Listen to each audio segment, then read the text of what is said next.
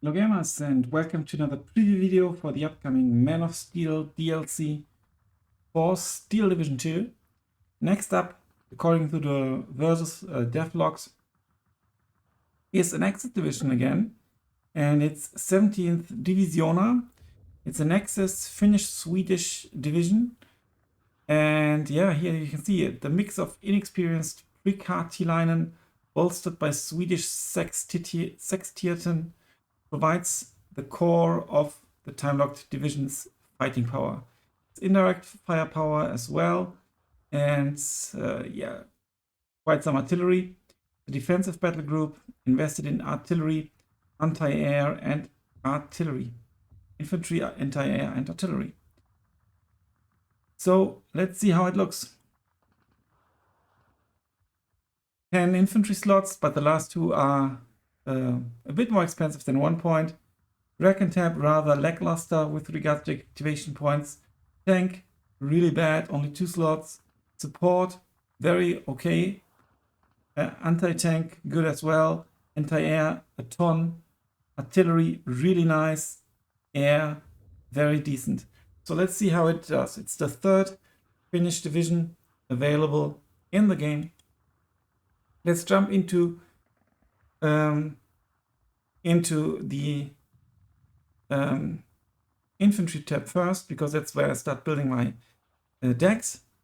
So first up, we've got the Prikartilainen with 3 Suomis, very good SMG, one of the best in the game. And this is basically the same unit as the Rangeistos in Rima Rapana, but they wear a different uniform.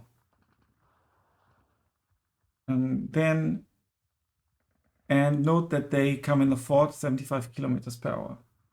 Then we've got the already known Yekari, Suomis, Molotovs, semi-automatic rifles, really good CQC unit, bazooka as well. The Kiveri, 3 Suomis again, and there has been a change, I think, if I read it correctly. Those squads, some of them apparently had like 2 Suomis, and now, which is historically more accurate, they have 3. With the DP-28. And yeah, 9-man, already known unit. And you've got the Kiveri Kapel leader, 20 points only. And Lahi Törjunta with 1 Lati, maybe the best anti-tank rifle in the game. Also TNT, 7-man only though. Pioneer is a typical Pioneer unit, but the cool thing is that they've got 80 satchels and TNT. And that for only 20 points, but yeah, so quite nice. And then there's a new unit, this Swedish-Finnish Sextierten unit. Comes with a fanatical trait, 3 Suomis, 5 rifle bolt actions, unfortunately only and the DT light machine gun. You get 4 cards with your main line infantry. So I think, the DT is better than the DP, so it's an upgrade basically over, it's basically an upgrade over the Kiveri, you could say. Then you've got the Pioneer Kapel leader.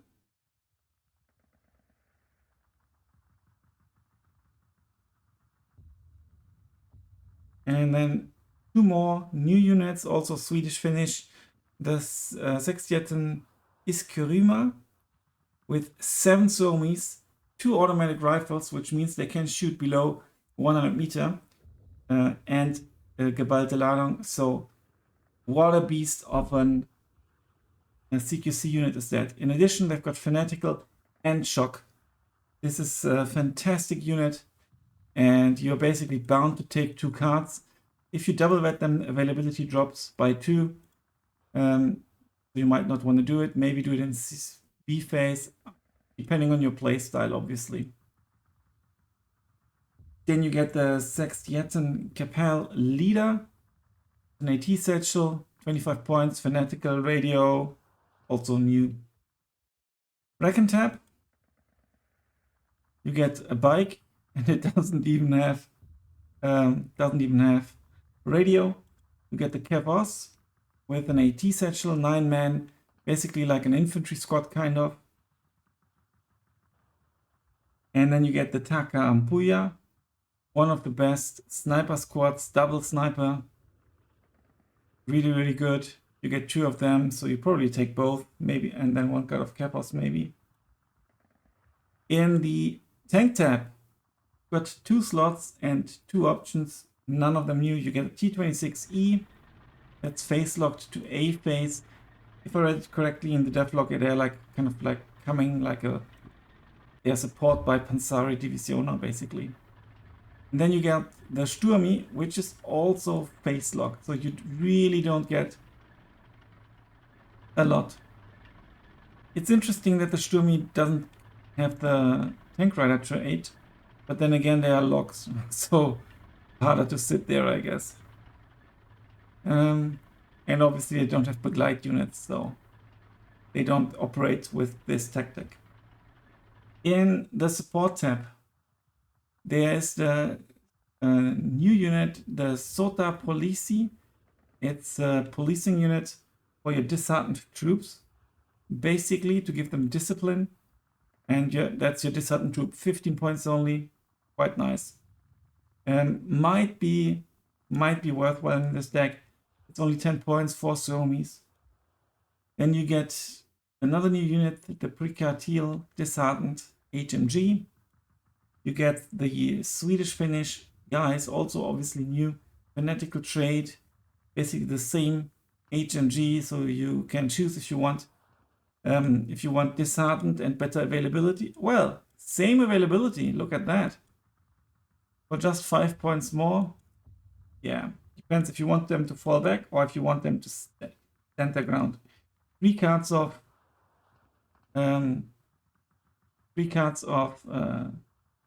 the supply trucks. You get the BT-42, and that's now with indirect fire as well. But the indirect fire, I've tried it, is not too impressive, I think. Unlike the other one, like the one I've shown you before, I've forgotten the name. Let me quickly check. In the British Airborne Division 1st Special Forces, I think it was. The RM Centaur 4 is way more impressive. Also a little bit more expensive, but I think it's way more effective in an indirect fire role. Your leaders come in the Vidal Tempo or with a bike or infantry leader. But the infantry leader is quite interesting because it's a 12-man squad, a 12-man commander.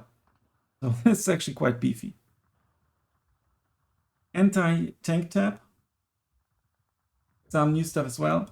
First of all, you get 6 slots, and you can bring 3 cards of Latti and 3 cards of the new 6th Latti. And there is basically no difference in price or anything at the moment. The difference is that the Swedish-Finnish troops are fanatic. Obviously, you would have to change them to Kübel. Then you get the Prikartil Panzeri Kahu. They are new. 15 points Panzerschreck. But it's a disheartened Panzerschreck, basically. Not sure which doesn't really matter because when they get suppressed, they basically get killed anyway. So faster, well, it can make a difference if you get suppression faster in a clutch situation. But yeah, I think 15 points, quite nice. And then you get the Panzeri. Oh, sorry, that was that.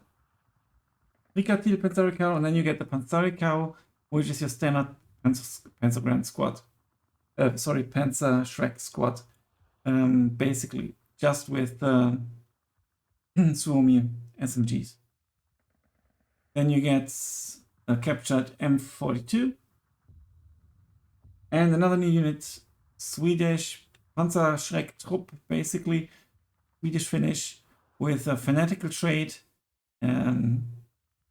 10-man, nice unit if you prefer the beefier Panzer Shrek squads. And then you get a good old Pak 40. Luckily it's not phase locked, but I guess you might bring it in B phase because all your tanks are locked to A phase. Anti-air tab. You get the Ford, and those tiny caliber ones are supposed to be buffed in the patch that comes along with the Man of Steel DLC. And you get a 20mm Breda, which is not too shabby for 20mm, and the 20mm Vekotine is actually really, really good. Not only for its price, it's just very good. And you can upgrade it in A phase and only lose one, so really nice. And then you get a Bofors, well, 2 counts of Bofors, and you get the Vickers. It's first time with the Finns, and they've rebought it kind of to, or changed it to, rechambered it to 75mm. And you can use that in an AT roll. Not the best AA, but you get 1.75 kilometer AP shells. You get 2 cards. So you actually might have to do that and use them as AT guns because you really lack AT options. And then the support tab. This is, I think this is like a 2K with AG shells, maybe 2K direct fire AG. Maybe it's only 1.75. But you really lack ranged options. In the artillery tab, you do get Aufklärer basically, Tulen your Steyr. Then you get artillery commander. You get 18-pounder howitzer. You get the F-22, which you can theoretically use in an AT roll as well. I've tried that and it's actually not too impressive in an AT roll somehow. Not sure why, but you can use it as an AT gun as well. For just 60 points. 81mm mortars. And then there's a new Swedish-Finnish version. But they've got the same uniform, but it's slightly different because they've got the fanatical trait. So quite nice, same availability and so on otherwise. 105mm leichte Feldhaubitze. And then you get 120mm mortar. Then you get an M30 howitzer. These are all not new, they are just here now for the finish as well. You get a 155mm howitzer and 152mm, which is EML20. And nothing here is really phase locked. And could bring them, some of them with the supply truck, but the supply truck is really slow. It's very unfortunate. Then, yeah, 152mm, and then finally something very special. The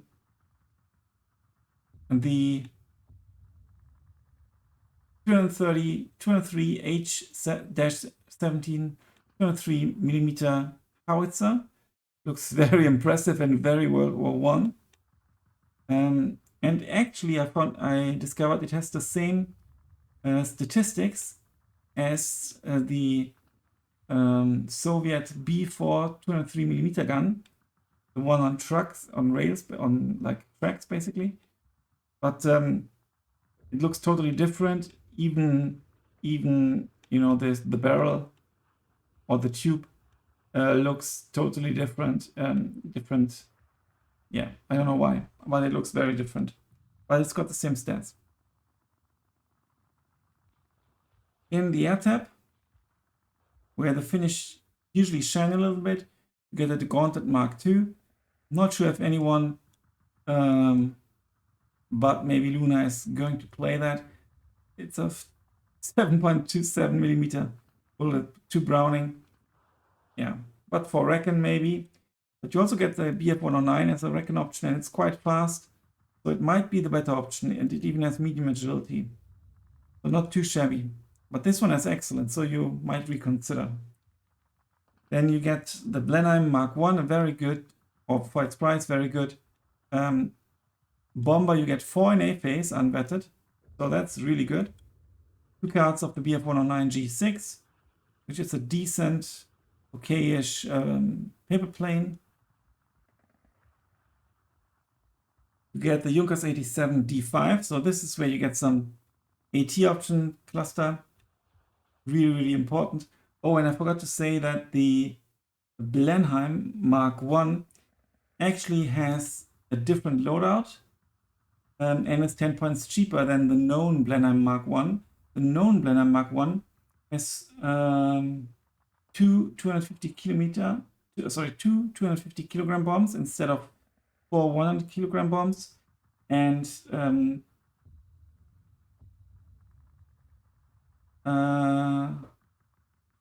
this one here, the Blenheim Mark I, is 25 kilometers faster. Carries 100 kilogram less weight, so maybe that's why, I don't know. Then the DB3F is basically like some Soviet plane Ilyushin, basically an IL-4 apparently, captured. Very good resilience, not too expensive, speed is, there are the 2 bombs. But for its price, I think that could be viable. And you get the Junkers 88A4 with 4 250 kilogram bombs, a bit faster. Both are heavy bombers, and yeah.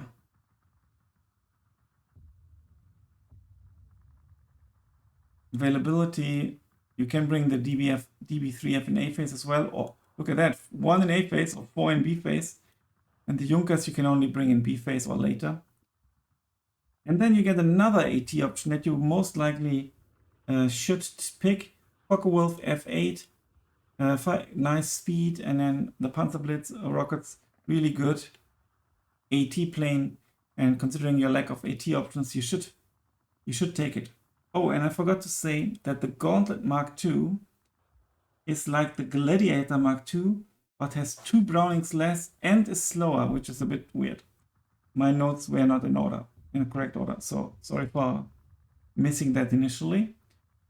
Yeah, that's the Division. Really interesting. I think you should more lean towards a Maverick approach, or maybe even Vanguard, considering your lack of tank options, basically.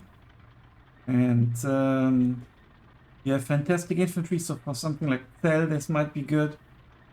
You got good planes. Overall, this is a decent division on the right map and against the right opponent, I'd say. In particular with the really good infantry tab. And now I'm going to pick my favorite unit off the deck, and it is going to be... you know, just by looking at it, kind of, this Sext Iskurima with Fanatical Shock and this immensely powerful CQC loadout with a very decent availability, better than I think some Pioneers even. Yeah, better than the Pioneers with regards to availability. So I'm going for this one. Let me take a screenshot for the YouTube. What's your favorite unit in this division? Are you going to play it? Let me know in the comments below. Thanks a lot for watching. Until then, bye for now.